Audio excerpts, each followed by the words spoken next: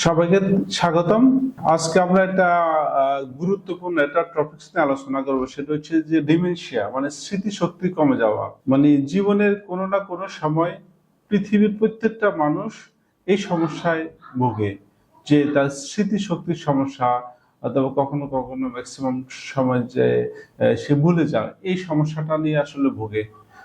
অথবা তারা মনে করে, ম্যাক্সিমাম মানুষ মনে করে যে তারা তারা ভুলে যাচ্ছে।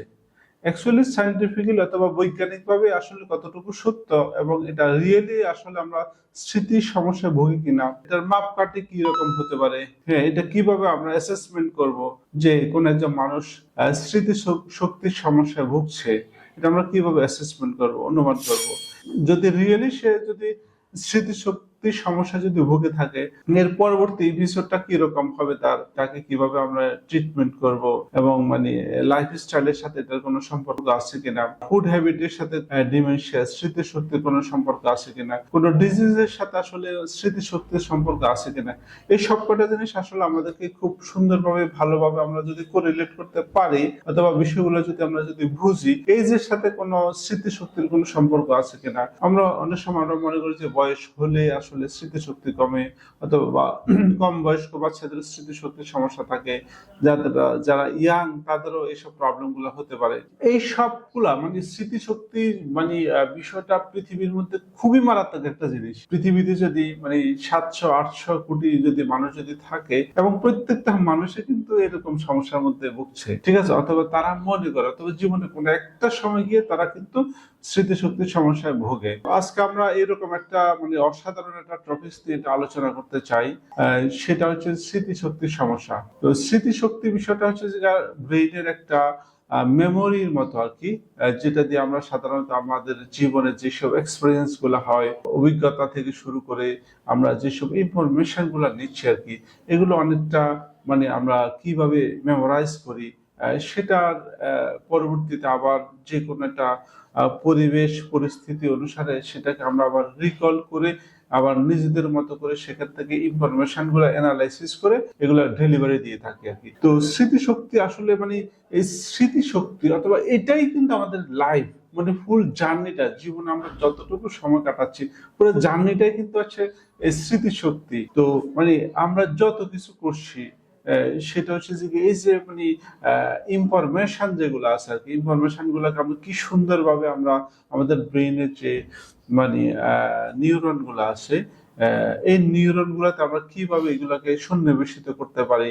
আমরা ঠিক যেভাবে আমরা আমাদের মানে ইনফরমেশন গুলাকে আমাদের স্মৃতিতে আমরা নিয়ে আসবো, ঠিক সেইভাবে সুন্দরভাবে সেগুলোকে আমরা আবার সিরিয়াল বাই সিরিয়াল সুন্দরভাবে ডেলিভারি দেবো। তো এটা হচ্ছে যে আমাদের মূলত হচ্ছে যে কি স্মৃতির বিষয়টা আর কি। হ্যাঁ, আসলে স্মৃতির বিষয়টা হচ্ছে যে কি আমাদের মানে বাসার একটা ডেকোরেশন অথবা আলমিরার মতো মনে বলতে পারি। এখানে ঠিক সুন্দর করে আমি আমার কাপড় চোপড় গুলাকে ঠিক যেভাবে সাজাবো, ঠিক সেভাবেই আবার সুন্দর করে আমরা ডেলিভারি দেওয়ার সময় সুন্দরভাবে আমি এটাকে ডেলিভারি দিতে পারবো। তো আজকে আমরা যে বিষয়টাকে আমরা মানে মূলত নিয়ে আসছি সেটা হলো স্মৃতিশক্তি।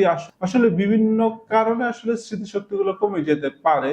তার মধ্যে গুরুত্বপূর্ণ কজ আমরা যদি অ্যানালাইসিস করি, বিফোর বার্থ অথবা ইন্ট্রা-ইউটেরাইন লাইফ যদি আমরা সেখানে ধরি, জন্মের আগে, পৃথিবীতে আসার আগে অথবা মায়ের পেটে থাকা অবস্থায় কিন্তু মানুষ কিন্তু মানে উন্নত স্মৃতিশক্তি ধরে কিন্তু মানে তারা কিন্তু পৃথিবীতে আসে। এবং বিভিন্ন রিসার্চ থেকে, বিভিন্ন জার্নাল থেকে রিসার্চ গুলো আসছে, সেগুলো যদি আমরা যদি অ্যানালাইসিস করি দেখি, তাহলে আমরা দেখি যে আমাদের পৃথিবীতে যত মানুষ আছে সবাই কিন্তু 95% ব্রেন কিন্তু ইন্ট্রা-ইউটেরাইন লাইফে, আর 5% পৃথিবীতে আসার পরে তাদের গ্রো হয়। তার মানে হচ্ছে যে আমাদের যেসব ইনফরমেশন অথবা যেসব স্মৃতি নিয়ে আমরা পৃথিবীতে আসি, তার 95% কিন্তু মানে ইন্ট্রা-ইউটেরাইন লাইফে কিন্তু সেটা স্টোরেজ হয়ে যাচ্ছে, সেখানেই কিন্তু থেকে যাচ্ছে। হ্যাঁ, স্মৃতিশক্তি ধরে রাখার জন্য মায়ের গর্ভ অথবা ইন্ট্রা-ইউটেরাইন লাইফটা খুবই গুরুত্বপূর্ণ একটা পার্ট।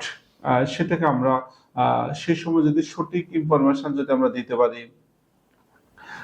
সঠিক ফুড যদি আমরা দিতে পারি, সঠিক ক্যালোরি গুলো যদি আমরা দিতে পারি, এবং মানে সেই সময় যদি মায়ের যেসব নিউরন গুলো আছে সেগুলো অনেক বেশি উৎফুল্ল যদি রাখতে পারে বিভিন্ন ভাবে, তাকে যদি অনেক বেশি হ্যাপি হরমোন যেগুলো আছে সেগুলো যদি অনেক বেশি দিতে পারে, তাহলে সেখান থেকে কিন্তু আমরা আমাদের স্মৃতিশক্তি অথবা মানে বাচ্চার যে ডেভেলপমেন্ট, ব্রেন ডেভেলপমেন্ট যেটা, সেটা কিন্তু হতে পারে। আফটার বার্থ পৃথিবীতে আসার পর থেকে এরপর দেখা যাচ্ছে আমরা বিভিন্ন রকম খাবারগুলো মানে খেতে থাকি, তাহলে সেখানের মধ্যে যদি আমরা যদি টক্সিক যদি খাবার যদি খাই, তাহলে সেখানে দেখা যাচ্ছে যে আমাদের স্মৃতিশক্তি কমতে পারে। বিভিন্ন রকম ইনফেকশন হয় আমাদের ব্রেইনের মধ্যে, বিভিন্ন রকম ইনফেকশন, তাহলে ইনফেকশনের কারণে কিন্তু স্মৃতিশক্তি কমতে পারে। তারপরে সেদিকে বিভিন্ন রকম হরমোন ডিসব্যালেন্সের কারণে মানে হতে পারে। এটা ছাড়াও বিভিন্ন এনভায়রনমেন্টাল অনেকগুলা কজ থাকে, যে এনভায়রনমেন্ট থেকে আমরা ঠিক যেভাবে আমরা মানে সুন্দরভাবে শিখতে থাকবো, অথবা এনভায়রনমেন্ট আমাদেরকে যেভাবে শিখাবে সেটার উপর ডিপেন্ড করে কিন্তু আমাদের মেমোরি গুলা তৈরি হচ্ছে। তাহলে একটা হচ্ছে যে আমাদের লাইফ স্টাইলের উপর ডিপেন্ড করবে, আর হচ্ছে সারাউন্ডিংস থেকে আমরা আসলে মেমোরি গুলো কালেকশন করব। তাহলে আমাদের সারাউন্ডিংসটা যত বেশি আমাদেরকে ইনোভেটিভ ওয়ে আমাদেরকে সুন্দর করে আমাদেরকে লার্নিং গুলা দেবে, সেটার উপরে কিন্তু আমাদের স্মৃতিশক্তিটা কিন্তু ডেভেলপমেন্ট করবে। ঠিক আছে? তাহলে ঠিক একইভাবে আমাদের মানে ফুড হ্যাবিট যেমন গুরুত্বপূর্ণ, লাইফস্টাইল যেমন গুরুত্বপূর্ণ, ঠিক একইভাবে এনভায়রনমেন্টাল লার্নিং, বিশেষ করে স্কুল, কলেজ, সোসাইটি, এইগুলোতে আমরা যেসব জিনিসগুলো খুব সুন্দরভাবে শিখছি সেগুলো আমাদের লার্নিং অথবা মানে মেমোরি এনহ্যান্সের জন্য সবচেয়ে গুরুত্বপূর্ণ একটা পার্ট। এরপর দ্বিতীয়ত হচ্ছে যে সারা জীবন মানুষ এইসব স্মৃতিগুলো নিয়ে তারা তাদের ডেইলি লাইফ গুলো কন্টিনিউ করে যাচ্ছে আর কি। তো এখানে মধ্যে গুরুত্বপূর্ণ একটা পার্ট, কেন স্মৃতিশক্তি, এই যে আমরা এত ইনফরমেশন নিচ্ছি, এত ইনোভেটিভ হয়ে সব কাজ করতেছি, তারপরও কেন আমাদের স্মৃতিশক্তি কমে যাচ্ছে, এটা আমাদেরকে অ্যাকচুয়ালি জানতে হবে। এটার মধ্যে জানতে হলে আমাদেরকে যে কেন আমরা আমাদের স্মৃতিশক্তি বিভিন্ন কারণে কমে যায়। টক্সিক ফুড গুলো যদি আমরা নিই, এগুলো আমাদের ব্রেনকে অনেক বেশি ড্যামেজ করে। আমাদের লাইফ স্টাইল যদি ঠিক যদি না থাকে, এনভায়রনমেন্টাল পলিউশন যদি আমাদের যদি থাকে, তাহলে সেখান থেকে কিন্তু আমাদের স্মৃতিশক্তি গুলো কমতে পারে। বিভিন্ন হরমোনাল ডিসব্যালেন্স যেমন হাইপোথাইরয়েডিজম, হরমোনের অভাবে স্মৃতিশক্তি কমে যেতে পারে। তারপর হচ্ছে যে কি ব্রেইনে অনেক দিন ধরে যদি দীর্ঘমেয়াদী প্রেসার থাকে, এবং সেখান থেকে অতিরিক্ত প্রেসার কারণে যদি স্ট্রোক যদি হয়ে যায় কোন একটা পেশেন্ট, স্ট্রোকের পরে ব্রেইনের অনেকগুলো নিউরন নষ্ট হয়ে গিয়ে সেখান থেকে তার স্মৃতিশক্তি কমে যায়। এছাড়া অনেক ক্ষেত্রে দেখা যায় মানে বয়স হওয়ার পরে 65 হওয়ার পরে দেখা যাচ্ছে যে ব্রেইনের যে পাওয়ার অথবা এনার্জি, যে মানে শক্তিটা থাকে, সেটা কমে যায়। সেক্ষেত্রে মানে বয়সের কারণে অনেকের দেখা যায় নিউরনাল অ্যাট্রোফি দেখা যায়, যেসব সেলগুলো আছে সেগুলো আস্তে আস্তে আস্তে আস্তে পাওয়ার কমে গিয়ে হতে পারে। বিভিন্ন কারণে আসলে স্মৃতিশক্তিগুলো কমে যেতে পারে। তো আমরা যেটা করব সেটা হচ্ছে যে অ্যাকচুয়ালি আমরা যেসব কারণে অ্যাকচুয়ালি আমাদের স্মৃতিশক্তি কমে যায় অথবা মানুষের স্মৃতিশক্তি কমে যেতে পারে, সেই সব জিনিসগুলোকে আমরা আইডেন্টিফাই করে ওইসব প্রত্যেকটা জিনিসকে খুব গুরুত্ব দিয়ে যদি আমরা যদি আমাদের লাইফ স্টাইলটাকে যদি সাজাইতে পারি। আর অনেক সময় দেখা যাচ্ছে যে বাচ্চাদের অনেকগুলো স্মৃতিশক্তি কম হয়, এটা মূলত অনেক বড় একটা কারণ হচ্ছে যে তাদের ব্রেন ডেভেলপমেন্ট সঠিক থাকে না। ঠিক আছে?